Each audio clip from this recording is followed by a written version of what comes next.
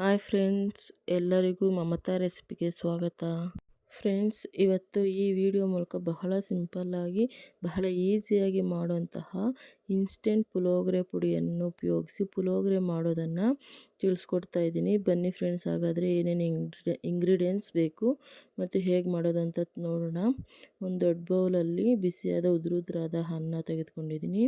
2 ಚಮಚ ಎಣ್ಣೆ, ತುಪ್ಪ 1 ಚಮಚ, ಹುಣಸೆಹಣ್ಣು 1 ನಿಂಬೆಹಣ್ಣು ಗಾತ್ರದಷ್ಟು ನೆನೆಸಿಟ್ಕೊಂಡಿದ್ದೀನಿ. ರುಚಿಗೆ ತಕ್ಕಷ್ಟು ಉಪ್ಪು ತೊಗೊಂಡಿದ್ದೀನಿ.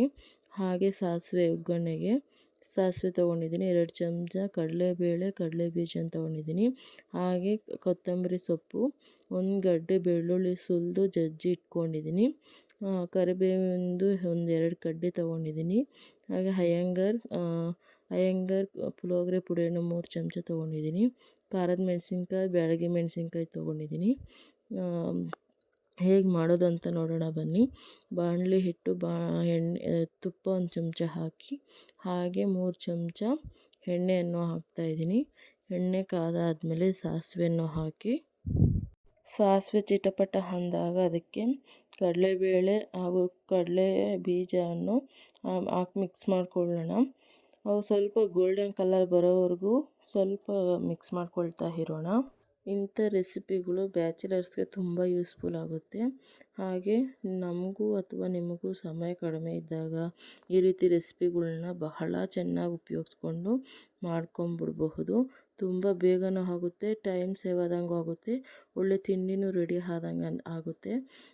ಈ ಥರ ಮಾಡ್ಕೊಂಬಿಟ್ರೆ ತುಂಬ ಈಸಿ ಆಗಿಬಿಡುತ್ತೆ. ಬ್ರೇಕ್ಫಾಸ್ಟಲ್ಲಿ ಮಾಡ್ಕೊಂಬಿಡ್ಬೋದು. ಲಂಚ್ ಬಾಕ್ಸ್ಗೆ ಅಥವಾ ಬಾಕ್ಸ್ಗೆ ಮಾಡಿ ಕಟ್ಬಿಡಬಹುದು. ಇಲ್ಲಿ ಬೆಳ್ಳುಳ್ಳಿ 1 ಗಡ್ಡೆ ತೊಗೊಂಡು ಸಿಪ್ಪೆ ಸುಲಿದಿರೋ ಜಜ್ಜಿ ಹೊಡೆದಿಟ್ಕೊಂಡಿರುವಂತಹ ಇದನ್ನು ಸೇರಿಸ್ಕೊತಾ ಇದ್ದೀನಿ. ಬೆಳ್ಳುಳ್ಳಿ ಹಾಕೋದ್ರಿಂದ ಎಕ್ಸ್ಟ್ರಾ ಫ್ಲೇವರ್ ಕೊಡುತ್ತೆ, ಹಾಗೆ ತಿನ್ನೋಕ್ಕೂ ತುಂಬ ಟೇಸ್ಟಿಯಾಗಿರುತ್ತೆ. ನೋಡ್ತಾ ಇರ್ಬೋದು ಕಡಲೆಬೀಜ, ಕಡಲೆಬೇಳೆ ಯಾವ ಥರ ಗೋಲ್ಡನ್ ಕಲರ್ ಬಂದಿದೆ ಅಂತ. ಬೆಳ್ಳುಳ್ಳಿ ಹಾಕಿ ಸ್ವಲ್ಪ ಅದು ರೋಸ್ಟ್ ಆಗೋವರೆಗೂ, ಹಸಿ ವಾಸನೆ ಹೋಗೋವರೆಗೂ ಮಿಕ್ಸ್ ಮಾಡ್ಕೊಳ್ತಾರಣ. ಹಾಗೆ ಇದಕ್ಕೆ ತೆಗೆದಿಟ್ಕೊಂಡಿದ್ವಲ್ಲ 4ರಿಂದ 5 ಖಾರದ ಮೆಣಸಿನ್ಕಾಯಿ, 2 ಬ್ಯಾಡಗಿ ಮೆಣಸಿನ್ಕಾಯಿನ ಹಾಕ್ಕೊಂಡು ಅವನ್ನು ಅಷ್ಟೇ ಮಿಕ್ಸ್ ಮಾಡ್ಕೊಳ್ಳೋಣ. ನಿಮ್ಗೆ ಇನ್ನೂ ಖಾರ ನೋಡ್ಕೊಂಡು ಹಾಕ್ಕೋಬೋದು. ತುಂಬ ಖಾರ ಇಷ್ಟಪಡೋರಾದರೆ ಇನ್ನೊಂದು ಎಕ್ಸ್ಟ್ರಾ ಖಾರದ ಮೆಣಸಿನ್ಕಾಯಿನ ಸೇರಿಸ್ಕೋಬಹುದು. ಈ ಪುಳಿಯೋಗರೆ ಪುಡಿಯಲ್ಲೂ ಖಾರ ಇರುತ್ತೆ, ಅದರಿಂದ ನಾನು ಒಂದು 5ರಿಂದ 6 ತೊಗೊಂಡಿದ್ದೀನಿ. ಹಾಗೆ ಇಲ್ಲಿ 1 ನಿಂಬೆಹಣ್ಣು ಗಾತ್ರದಷ್ಟು ಆಗಲೇ ಹುಣಸೆಹಣ್ಣನ್ನು ನೆನೆಸಿಟ್ಕೊಂಡಿದ್ದೀವಲ್ಲ ಅದನ್ನು ಕಿವುಚಿ ರಸನ ಸೇರಿಸ್ಕೊಳ್ತಾ ಇದ್ದೀನಿ.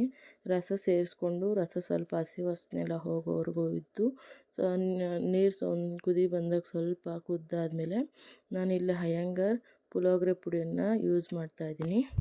ಈ ರೀತಿ ರೆಡಿಮೆಂಟಲ್ಲಿ ಸಿಗುವಂತಹ ಯಾವುದೇ ಪುಳಿಯೋಗರೆ ಪುಡಿನಾಗಲಿ ನೀವು ಉಪಯೋಗಿಸ್ಕೊಂಡು ನೀವು ಈ ರೆಸಿಪಿನ ಮಾಡ್ಕೊಳ್ಬಹುದು. ಇದನ್ನು ಪುಳಿಯೋಗರೆ ಪುಡಿ ಆದಮೇಲೆ ನೀಟಾಗಿ ಎಲ್ಲ ಮಿಕ್ಸ್ ಮಾಡ್ಕೋಬೇಕು. ನೋಡ್ತಾ ಇರ್ಬೋದು ಎಷ್ಟು ಚೆಂದ ಕಾಣಿಸ್ತಾ ಇದೆ ಅಂತ. ಹಾಗೆ ಇದು ಬೆಲ್ಲದ ಪುಡಿ ಹಾಗೆ ರುಚಿಗೆ ತಕ್ಕಷ್ಟು ಉಪ್ಪನ್ನು ಸೇರಿಸ್ಕೊಂಡು ಮಿಕ್ಸ್ ಮಾಡ್ಕೊತಾ ಇದ್ದೀನಿ.